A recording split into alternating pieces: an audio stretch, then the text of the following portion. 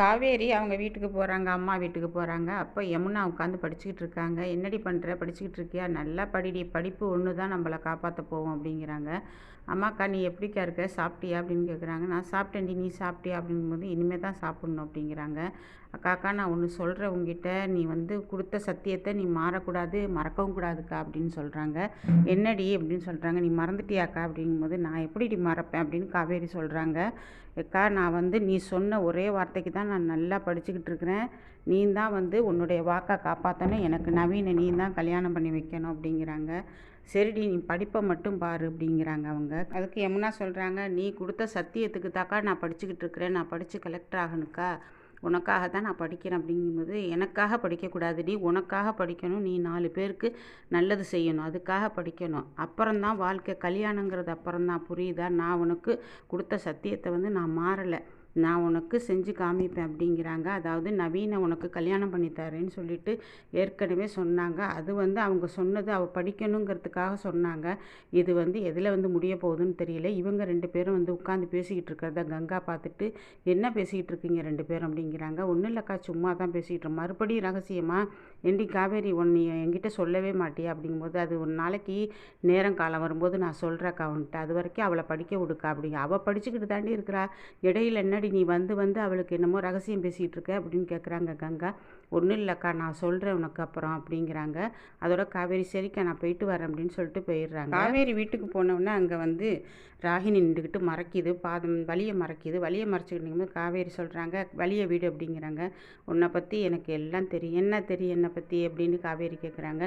"நீ எப்படி இந்த வீட்டுக்குள்ளே வந்த, எப்படி நீ விஜயை மயக்குன, பாட்டியை மயக்கின, தாத்தாவை மயக்கினங்கிறதெல்லாம் எனக்கு எல்லாம் தெரியும். அவங்க 2 பேருக்கு வேண்டாம் உன்னை பற்றி தெரியாமல் இருக்கலாம், அதாவது தாத்தாக்கும் பாட்டிக்கும் உன்னை பற்றி தெரியாமல் இருக்கலாம், ஆனால் எனக்கு தெரியும், விஜயை நீ எப்படி மயக்கி இந்த வீட்டுக்கு வந்தேங்கிறது எனக்கு மட்டும்தான் தெரியும்.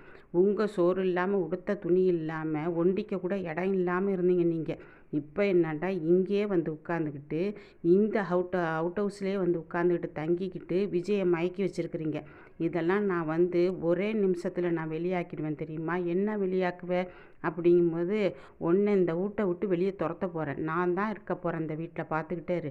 நீ விஜயை மயக்கி வச்சுருக்க, விஜய்கிட்ட உன்னை பற்றி எல்லாத்தையும் சொல்ல போகிறேன். நீ எப்படிப்பட்டவ, நீ உன்னோட நடத்தை என்ன, போக்குவரத்து என்னங்கிறது எல்லாத்தையும் சொல்ல போகிறேன். தாராளமாக சொல்லு ராகினி, அதை பற்றி நான் ஒன்றும் கவலைப்படலை. ஆமாம், இப்போ அவரை நான் மயக்கி தான் வச்சுருக்கிறேன், அவருக்கு தெரியும், எந்த விஷயத்தையும் சொல்ல தான் இல்லை, நவீனை பற்றி சொல்லவே இல்லை, நான் மயக்கி தான் வச்சுருக்கேன். நீ போய் தாராளமாக விஜய்கிட்ட சொல்லு, தாத்தா பாட்டிக்கிட்டையும் சொல்லு" அப்படிங்கிறாங்க காவேரி. அப்படியே அலட்சியமாக சொல்கிறாங்க.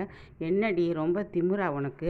அப்படின்னு ராகினி கேட்குறாங்க. "ஆமாம், திமிருனே வச்சுக்க" அப்படின்னு சொல்லிட்டு காவேரி சொல்லிட்டு போயிடுறாங்க. போனவுடனே இங்கே ராகினி என்ன பண்ணுறாங்க, மனசுக்குள்ளேயே பேசிக்கிறாங்க. "உனக்கு இருக்குடி, என்ன நீ பண்ணுனேங்கிறத நான் கண்டுபிடிக்கிறேன், விஜயை மயக்கிறதுக்கு நீ என்ன பண்ணுன, ஏது பண்ணேன்னு நான் கண்டுபிடிக்கிறேன்" அப்படின்னு சொல்லிட்டு ராகினி தன்னால் பேசிக்கிட்டு நிற்கிறாங்க. இங்கே காவேரி என்ன பண்ணுறாங்க, "உன்னால் என்னடை கண்டுபிடிக்க முடியும், என்ன கல்யாணம் பண்ணிக்கிட்டதே அவர் விஜய்கிட்ட போய் நீ என்னத்தை சொல்ல போகிற" அப்படின்ட்டு இவங்க மனசுக்குள்ளே நினைக்கிறாங்க.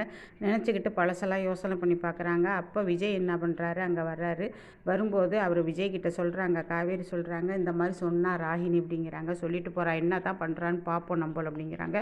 அப்போ காவேரி சொல்கிறாங்க, "குமரன் மாமா கூட சினிமா சீரியலில் நடிச்சிருக்காராம்" அப்படிங்கும்போது, "அப்படியா, அந்த சீரியல் எப்போ வருது பார்ப்போம் வா" அப்படின்னு சொல்லிட்டு 2 பேரும் உட்காந்து பார்க்குறாங்க. ஆனால் அந்த சீரியலில் குமரன் நடிக்கிற சீனே வரல. அப்படியே ஒரு மாதிரி வச்சுக்கிட்டு உட்காந்துருக்காங்க முகத்தை. காவேரி, "முதல்ல போய் கேளு, எந்த எபிசோடில் வந்தாருன்னு போய் கேளு" அப்படிங்கும்போது, "இந்த போய் நான் சண்டையே போடுறேன்" அப்படிங்குது. காவேரி, "சும்மா இரு, போய் சண்டையெல்லாம் போடாதங்க, சாதாரணமாக போய் கேளு, உனக்கே இவ்வளோ கோவம் வருது, அவர் நடித்த சீனை வேண்டாம் எடுக்காமல் இருந்திருக்கலாம் அவங்க, நீ இங்கேருந்து போய் அங்கே சண்டை போடாத காவேரி" அப்படின்னு சொல்கிறாரு விஜய். இங்கே வேகமாக போகிறாங்க காவேரி, போய் கங்கா கிட்ட கேட்குறாங்க, "எங்கக்கா மாமா நடித்த சீனே வரல எபிசோடில்" அப்படின்னு கேட்குறாங்க. "என்னன்னே தெரியலடி, அவர் நடித்ததையே அவனை தூக்கிட்டானுவடி, அவர் போஸ்ட்டுமேனாக நடிச்சிருந்தாரு, அதையே தூக்கிட்டானுவோ, என்னன்னே தெரியலை" அப்படின்னு சொல்கிறாங்க. அவங்க மறுநாள் அந்த எபிசோடை மறுநாள் வச்சுக்கலான்னு சொல்லிட்டு அதோட தொடருன்னு போட்டாங்க அந்த சீரியலில். இது இவங்க தெரியாமல் உட்காந்து விடிய விடிய பார்க்குறாங்க. மாமா வர்றாரு, மாமா வர்றாரு சீரியல்னு சொல்லிட்டு எல்லாரும் ஆசையாக உட்காந்துருக்காங்க. ஆனால் குமரன் வந்து அதில் நடித்ததை வந்து அவங்க காமிக்கவே இல்லை. அது மறுமறு எபிசோடில் தான் வரும். ஆனால் இவர் காமிக்கவே இல்லைங்கிறதுனால எல்லாரும் குமரன் மேலே வந்து சந்தேகப்பட்டு பொய் சொல்கிறாருன்னு நினைக்கிறாங்க. அங்கே குமரன் வர்றாரு.